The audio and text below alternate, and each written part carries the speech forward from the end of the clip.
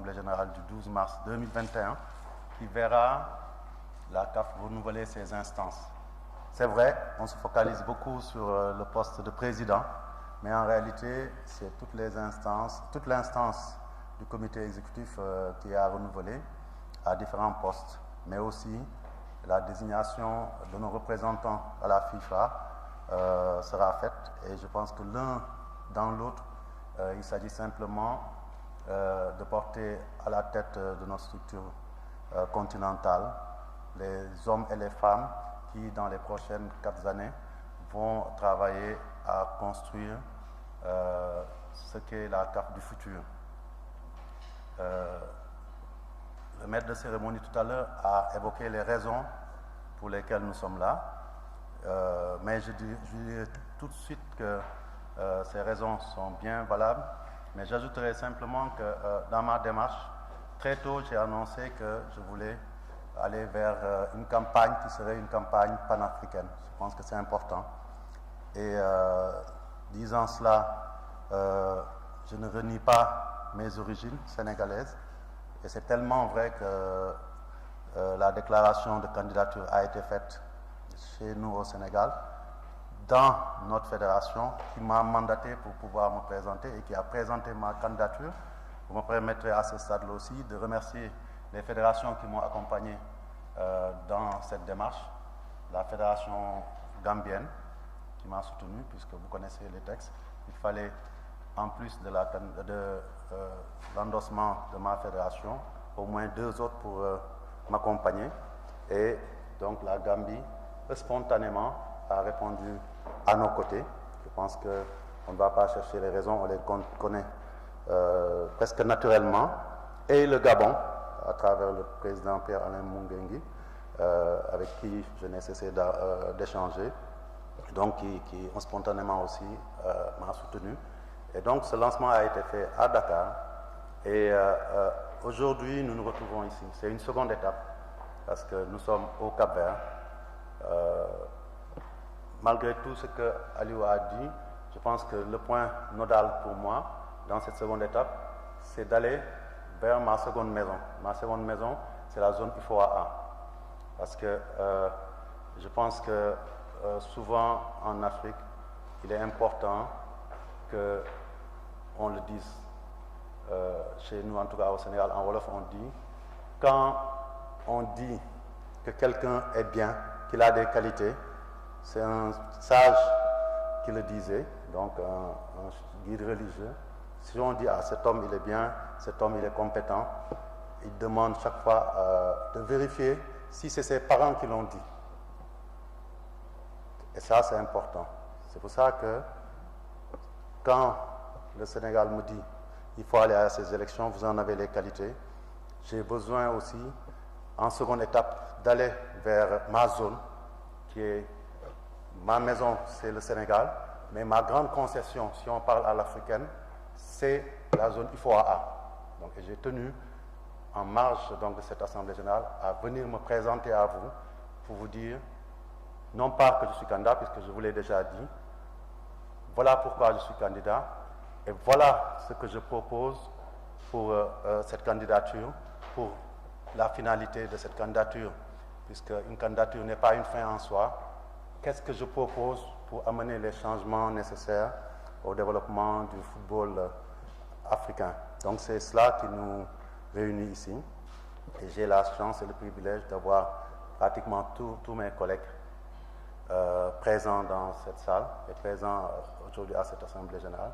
Et c'est pour moi déjà un insigne honneur, mais aussi un signe que aujourd'hui, plus qu'avant, je peux m'engager résolument dans cette voie qui est celle d'essayer de proposer mes services au football continental.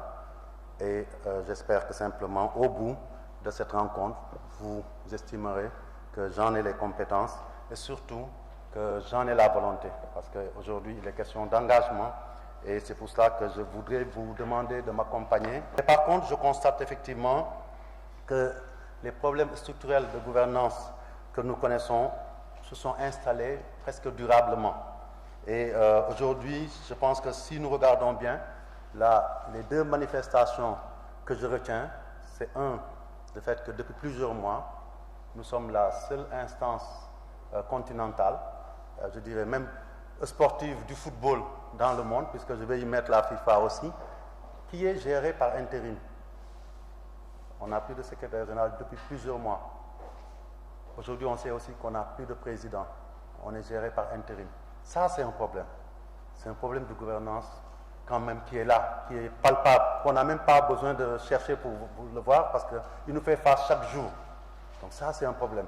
Si ça ne suffit pas pour nous faire prendre conscience, nous, que nous sommes en difficulté, ça veut dire que nous ne sommes pas prêts à changer positivement les choses et qu'on va continuer à chercher la petite bête, à faire le procès des autres, alors que c'est notre procès que nous devons faire en premier.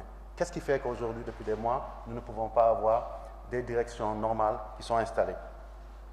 Étant dans le factuel aussi, j'ai retenu une autre chose, puisque ce qui se passe à la CAF, à mon avis, a une caisse de résonance dans nos associations nationales. De plus en plus, à la limite, les comités de normalisation, c'était des exceptions. De plus en plus, on constate que c'est devenu la règle. Je pense que nos amis de la FIFA le savent, ils sont obligés tout le temps de venir au chevet de nos fédérations. Ces points-là, vous les connaissez, c'est le problème de nos textes. J'ai parlé de problèmes de gouvernance structurelle, mais à la base, c'est la désuétude de nos textes qui pose problème. La CAF n'a jamais osé aller au bout de sa démarche. Jamais. Chaque fois qu'il a fallu faire des réformes, un certain conservatisme, le refus d'aller de l'avant a fait qu'on a toujours freiné des cas de fer, et jusqu'à maintenant. Et on s'étonne que nos textes, par rapport aux autres confédérations, par rapport à la FIFA, soient en retard et qu'on ne puisse pas vraiment implémenter ce que nous voulons comme ambition. Depuis 2 ans, je suis au sein de ce comité exécutif. Des fois, je sens qu'il y a une velléité, une volonté de bien faire. Mais est-ce que nous sommes outillés à partir de notre ordonnancement juridique pour le faire? Je pense que non.